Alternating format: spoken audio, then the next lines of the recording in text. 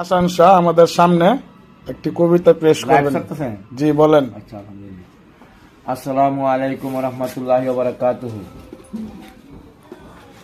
নারায়ে তাকবীর, আল্লাহু আকবার, নারায়ে রিসালাত, ইয়া রাসূলুল্লাহ সাল্লাল্লাহু আলাইহি ওয়াসাল্লাম।